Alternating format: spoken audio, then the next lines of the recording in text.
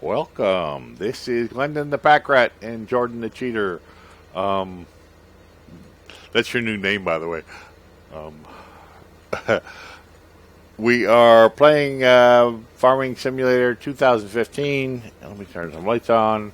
It is a moment or two from the previous episode, and we're just going to continue.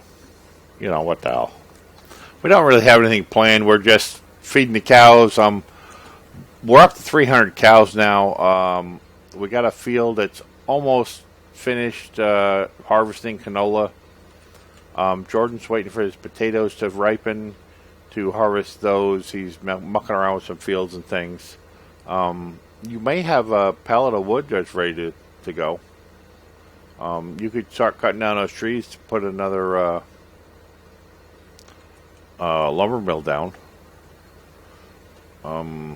Yeah, I'm just picking up some grass to go with to feed the cows. And yeah, we thought we'd do another episode. Did I say this was episode 21? I don't know. We're just having a nice, easy going, not too special anything, just talking, and I missed the grass. I'm talking and mucking things up. Let me turn around and get that piece. My OCD is gonna drive me crazy if I miss this grass and leave it here.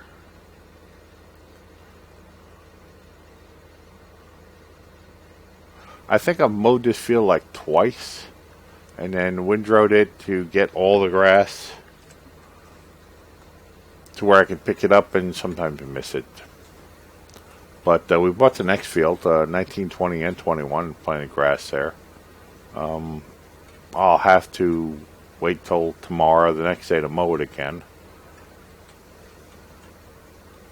to pick up more grass. Looks like I'm going to get this whole thing in the grass wagon and then dump that off, and I'll show you how I fill up the we're done.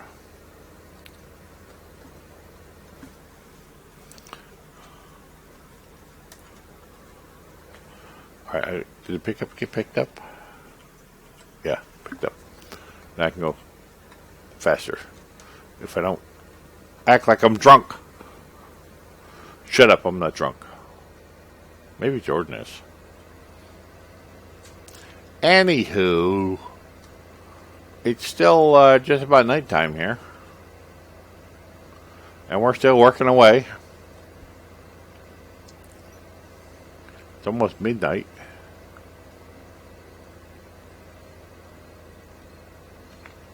What are you up to, Jordan? I know you're up to no good. Planting the field.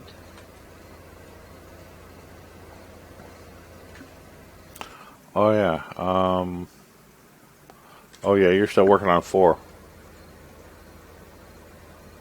I'm dumping grass. There's so much to do on this farm. Now the first thing is silage. The second thing is straw, the middle. The end thing is grass. Now if I pull right up to it, I start getting the unload, and that's silage. And I pull right up to it there, and I get the unload, and that is grass in the center.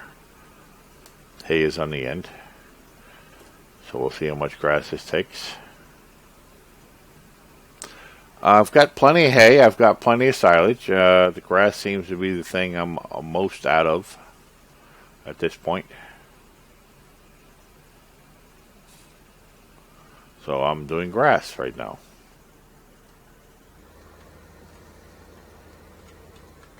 Don't fill up my grass wagon. See, if you're straight to the center, it'll automatically start filling it up with cow feed that I don't need filled up right now. So I need to stay away from those center spouts. And we're going to go to the end of the field and pick up more grass. Oh, you know what I need to look? I need to tab through. Who bought that little tractor? That little green thingy. Me, so I can get to the shop whenever I need to. Oh, so we're having so many problems. We have too much stuff here. I need to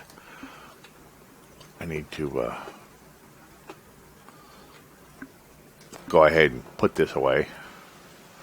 Jordan never puts anything away.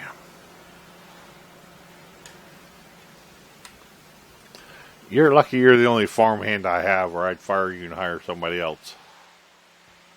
They're always leaving my tractors dirty. And I gotta wash them myself.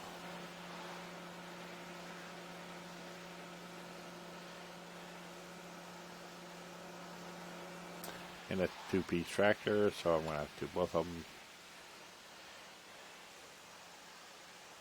Yeah, technically, if you were really doing this with that many integral parts, it would take you an hour or more to clean this tractor up, or a lot more than that. I can just see somebody who has really done the job like that saying, "An hour? No, it takes 4 or 5 hours for me to do it." Yeah, I could see that. How it taken a long time to get everything done properly.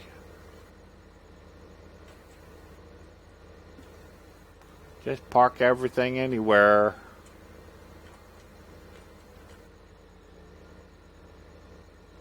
All right, I'm putting the sower away.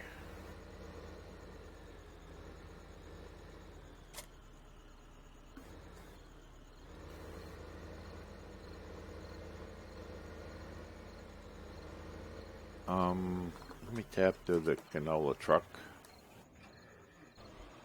We just have too many vehicles. We don't need quads and... Wow, we just have too many vehicles. Where is my... Where is it? There it is. Let's get some canola. Oh, it's piped down the wrong side. Let's wait for it at the end.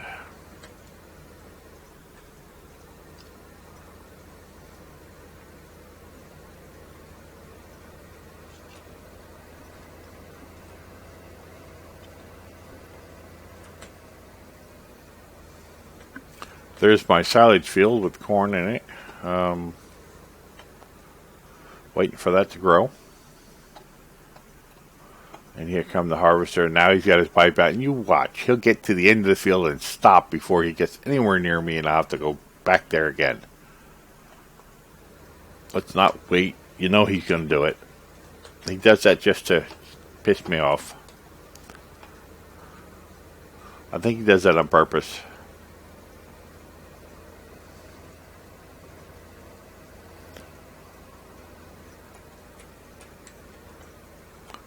I guess I can start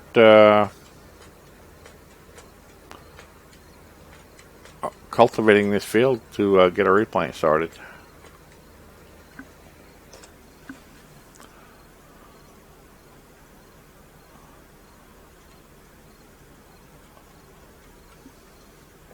Got enough tractors now. Yeah, you finished my field. It's about time. Exactly. You're You're slow. Position. You got a long time for that field's ready. Oh well. Maybe we could speed up time this episode. No. Well, I can if I'm between fields. I've got every field I plant has got a day in between. So I can speed up till my next field is ready. That's what I'm saying. But, yeah. Now, let's see. Grass wagon. Go all over to the end.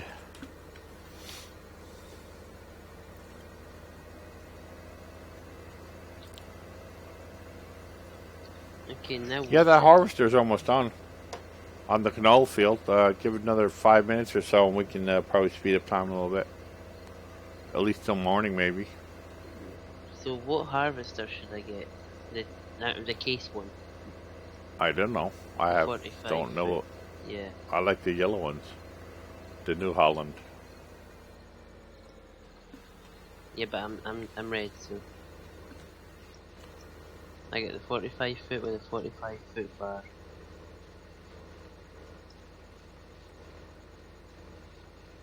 I know I'm not going to take this turn to pick up all that grass. Yep, going to have to come back to it again. I ought to just run back and forth a couple of times here, pick up grass on the end. It's going to drive me nuts anyway.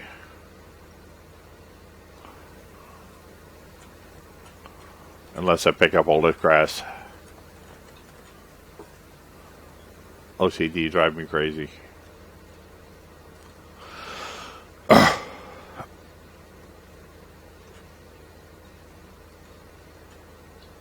I'm not very efficient doing it this way, but you know.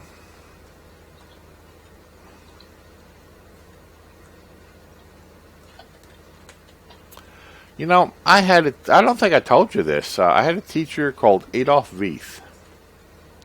He was a big man, 6'5" at least. I'm 6'4" now, but I wasn't at that point. And this is a high school I'm talking about. It was a technical trade school, and I went there for electronics.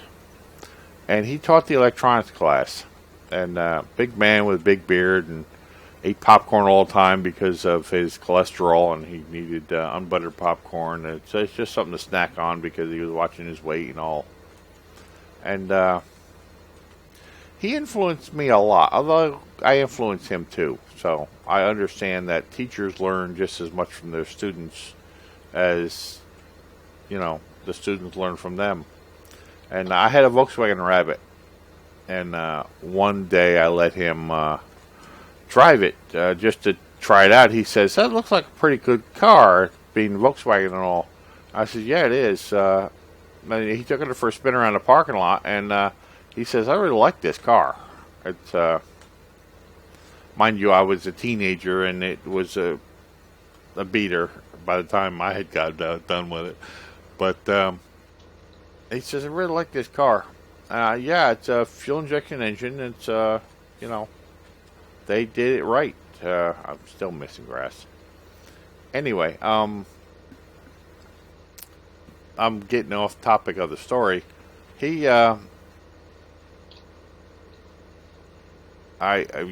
Basically he tried my car out, and then a couple weeks later, he bought himself one, which was a diesel model, and he really enjoyed it. So he learned things from me, and I learned things from him. But I remember the first time I met him, you know, I've got OCD and stuff, you know, everything I try to get right, and everything gets put in its place. And, you know, where I live, I try to put everything away, and it drives me nuts when it's not. And everything has a place to live.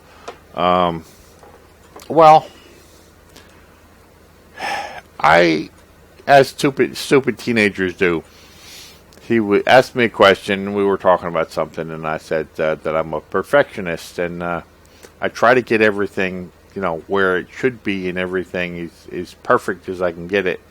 And he turned to me and he says, "What are you perfect at?" And it just made me stop and think, "What did you do?" No. You get destroyed. Yeah, pretty much. I said, so I'm a perfectionist. I put my foot in my mouth, basically. And he says, what are you perfect at? And I says, I'm not perfect at anything, but I try to be. And he says, well, there's a problem with perfect. And he was describing electronics.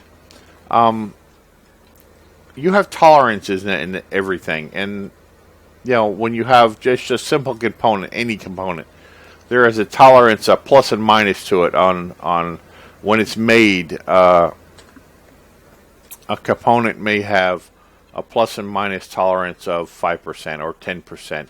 There is nothing perfect, even in electronics. Oh, great. I'm going to get the trailer stuck here. And he asked me, what am I perfect at? And it made me stop and think. And he was good at making me stop and think. And I learned pretty quickly that if you try to make things perfect, you're fooling yourself. There's no way to make things perfect. He taught me that there is good enough. That there is good enough to get the job done. There's good enough to, and I'm not talking about being sloppy. I'm talking about not chasing perfection when perfection can't be achieved. He taught me to deal with, yes, get the job done, do it really good quality, but there's no such thing as perfect. So if you can strive for perfection, but you cannot achieve it. Sometimes 99% is good enough. Sometimes, and I still remember that even today. He died of a heart attack some couple of years after I graduated, and he was no longer there. But he had a way of teaching. He had a way of just getting it across to you that you're on the wrong path. You're thinking wrong, because he did a whole lot of different things in his lifetime, and he learned that there is no perfection, and that was I have to thank him for that. 53 years later, most of the stuff that he's taught me about life, I'm still using. So I have to put that out there. How to use a fork and knife. His name was Adolf Vieth, and I don't know if any of his family is still alive. He lived in New Jersey at that point in time, in Sussex County, and worked at the Votech High School. And he actually did a lot of good in this world. But yeah, just had to throw that story out there. There's no such thing as perfect. Sometimes it's just good enough to get the job done, not to be sloppy, not to strive your best at something. But sometimes, 99%, 98% is perfect for the job. Then any chance of speed up while you're at it? Well, give me a few minutes. I'm in the grass wagon. I gotta check if my harvest is done yet.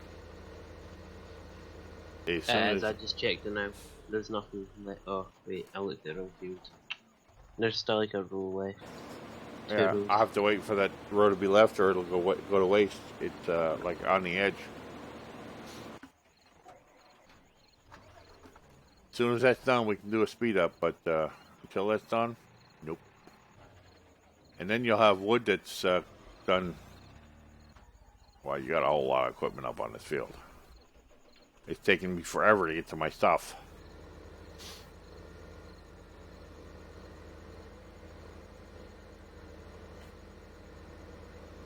Let me see if I can get a load off him. Yeah, he's got maybe 2 more passes, 3 at the most. He's got maybe 2 more passes, 3 at the most, and then we can do a speed up. And then I'll have another field of mine that needs to be done.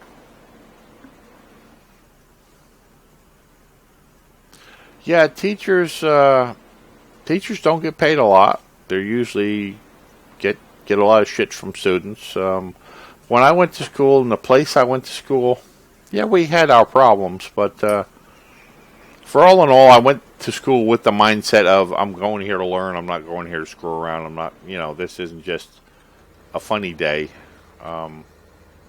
This isn't just to have a good time day. This is, I want to come back.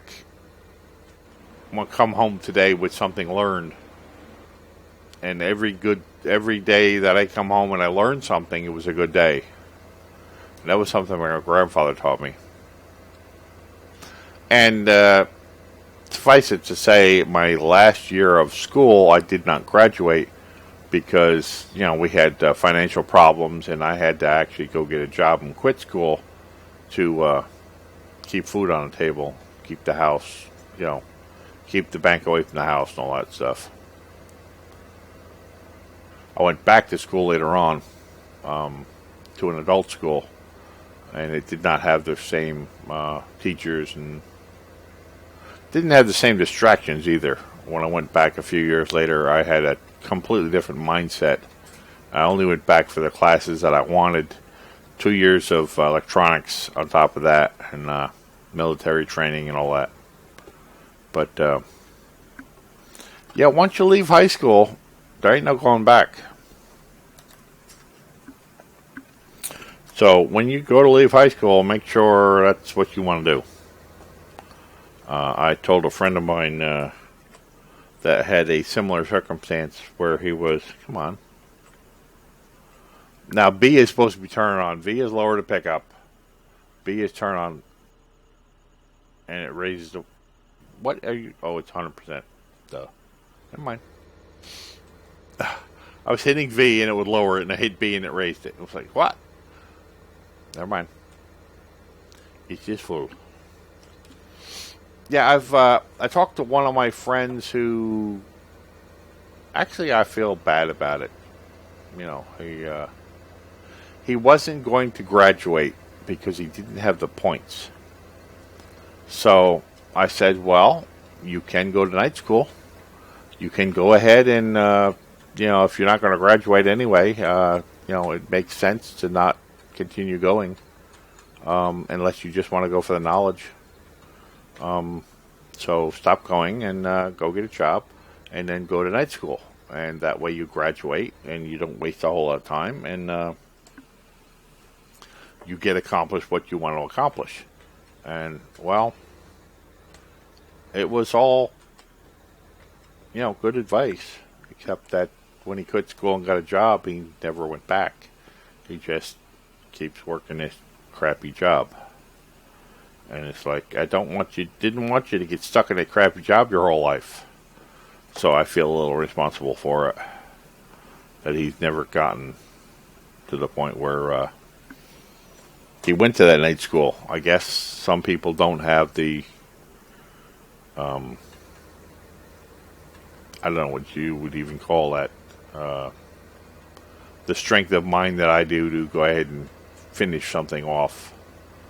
To go ahead and do something. He's stuck in a comfortable rut now where he's just doing the same old thing every day, and he's doesn't care to break out of that rut because he's comfortable.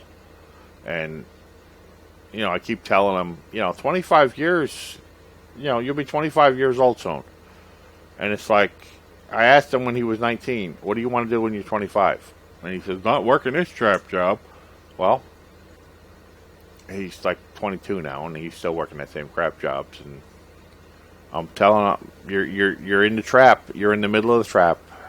You've gotten comfortable. You like the pay. You like where you're living. You have to strive for something different to achieve something different. You're going to be 30 years old and still working that same crap job and still living in your mother's basement and you know. You got to force yourself to break away and do something different. You know, I'm not saying quit the job, but go to better job interviews. And in order to do that, you have to basically go to school. Oh yeah, it's been bothering me, so I might as well put it out there. Maybe he'll watch this episode, you know, and. I gave him advice that was... Canola can't reach, Glenn. Huh? Canola can't reach. The tractor was too far away. That's alright. I'll get it next time. I'm almost done with this grass field. Yeah, I feel a little responsible for giving him that advice, and it was correct advice at the time, and it was correct advice for me. I did the same thing. I went ahead and, you know, I quit school, went to work, and then I went back a few years later and got my... not my GED, my diploma, because I had finished all the courses. I just didn't have enough credits. I had transferred from one school to another, and the credit system between schools was not, well, completely screwed up. So I did all the time. I took all the classes, and still I had not enough credits. I would have had to do 5 years of high school to finish it. And it wasn't anything of my fault. It was just their system. So, basically, I had to go to night school to finish it. So I got the proper diploma, but I also was able to go...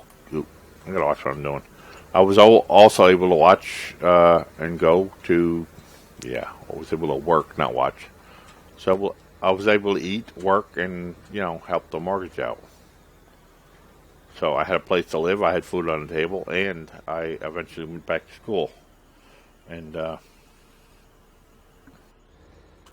sometimes you have to do what you have to do.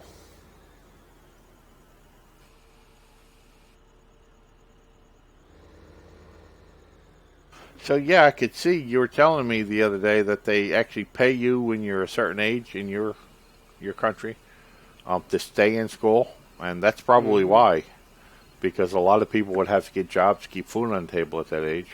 Well, it's if your family's bringing in under a certain wage each And year. that's what I'm thinking. Yeah, Mm.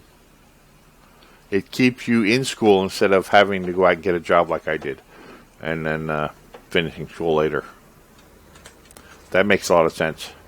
And if they had done that when I was going to school in the area where I was at, um, then yeah, I would have stayed in school because I would have been able to put food on the table. I'm like 90% sure it's when you turn 16 they start. You know, it's very difficult to go to school and not eat all that day and have one meal at night, and you got to survive on that. And being a teenager too, I mean, your metabolism is faster, and you're still growing, and you can't survive on one meal a day. You get rather skinny, which some people want, but then again, I don't know. There's a lot of people in this day and age who are really privileged and have so much food that they just nothing but fat, and um, it's the sugar that puts on the fat. But still, they have so much food they take it for granted. When you have no money, when you're cutting corners and counting pennies every time you go to the store to be able to afford small things like loaf of bread and milk. Um, a lot of families are like that, and when it gets to the point when you're old enough to work, you really don't have a choice. You have to go to work to help bring in more money to help get food. Otherwise, you know you're doing another 2 years of the same thing. And I missed that part, and I'll have to come back and get it. Oh, that's going to drive me nuts.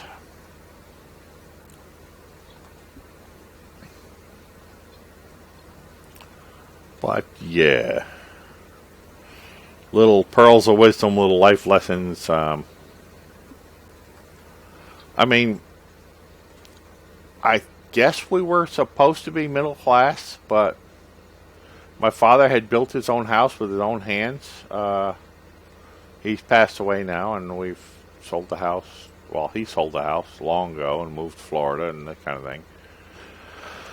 But I wish I could have kept that house. But the taxes kept going up and up and up and up. We were supposedly middle class, but I slept on the basement on a concrete floor with a mattress. I mean, we had the appearance of being middle class, but we didn't have that kind of money.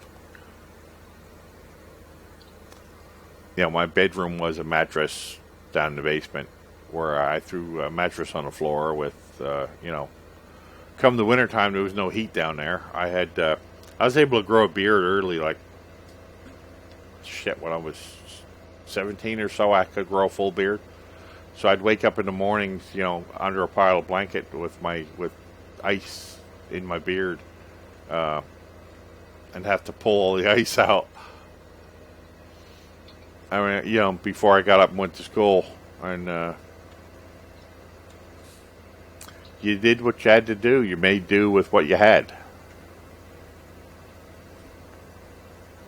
Not to say I didn't have, we had television, we had things like, we had a CB set. Well, back then, even television was still in its infancy.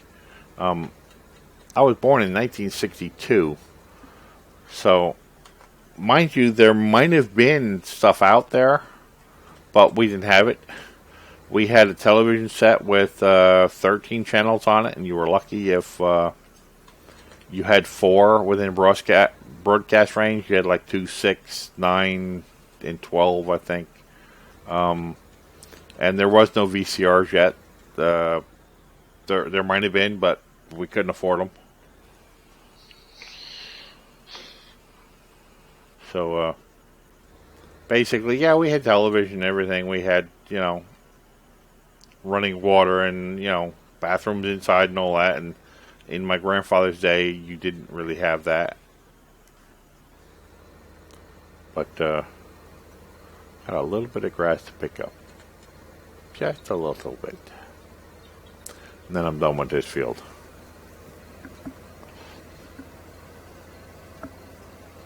But things change. Back then, you didn't realize what you didn't have because nobody invented it yet.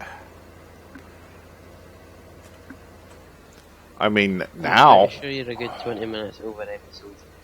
No, I'm not. Really? Now,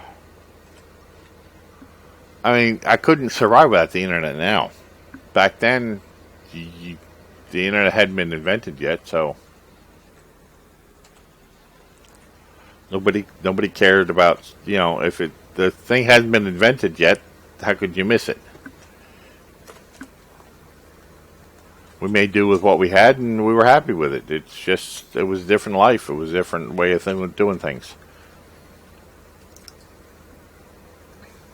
But on the other hand, when I was 16, they came out with coin-operated video games like Space Invaders and Sprint 2 and Asteroids. And have you ever played those games, the older ones?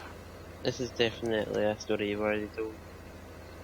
Well, I started working at an arcade, which was across town, and I became manager of it and sole employee of the whole place and ran the whole thing and even put in recommendations on buying new games.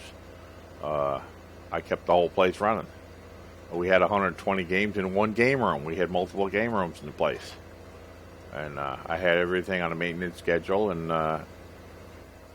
the old guys that were doing this kind of business who started with just cigarette machines and stuff like that, why am I trying to put more grass in here when I know it's full? Let me tab out to the other. Yeah, the older guys. Oh, you're doing it. That's good.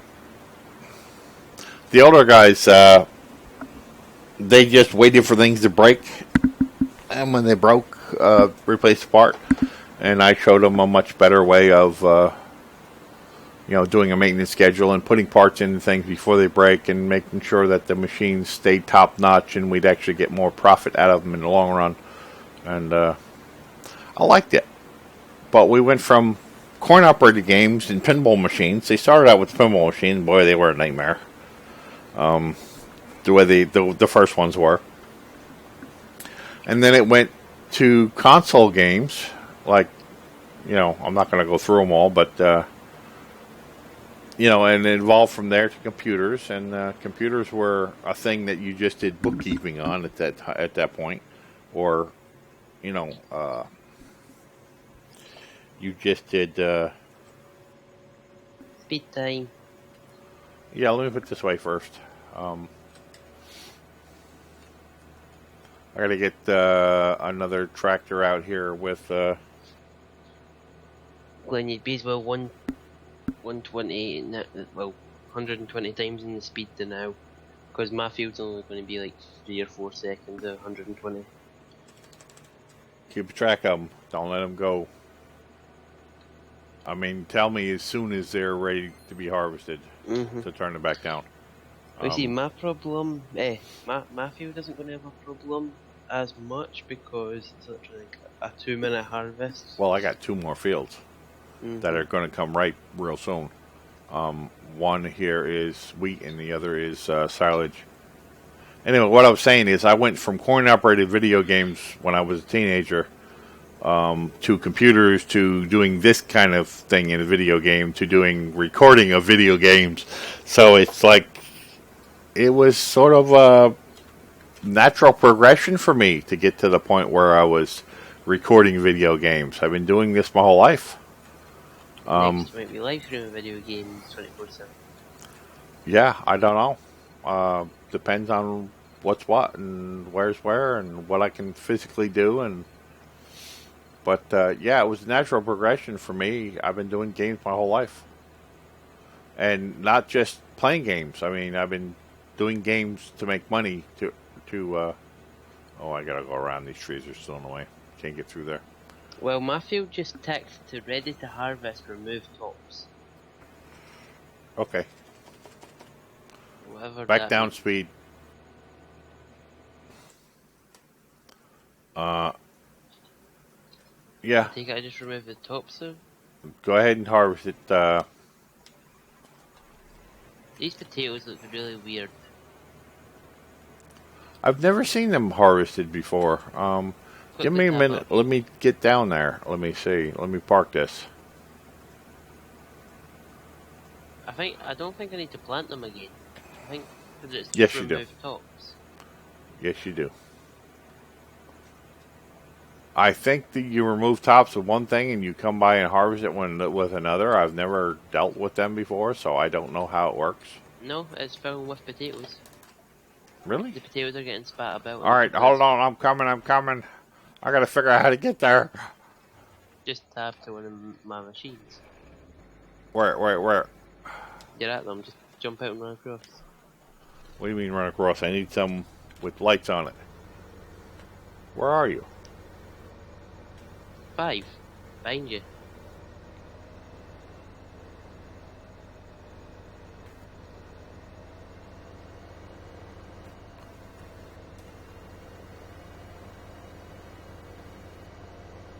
Oh, so it is harvesting potatoes.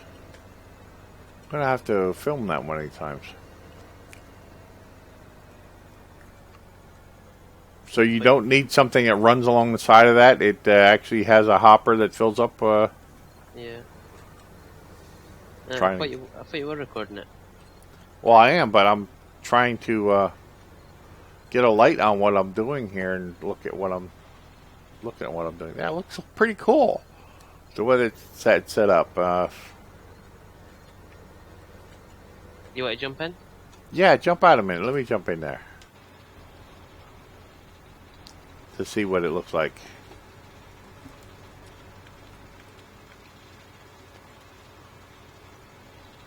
That's pretty cool. It holds it holds a lot of potatoes. That's pretty cool. The way they got the Out the game, I'm not sure what. the way they got the animation going, and I guess you can pull a tipper up to the side just like a normal harvester and offload potatoes. But we don't need That's to pretty cool.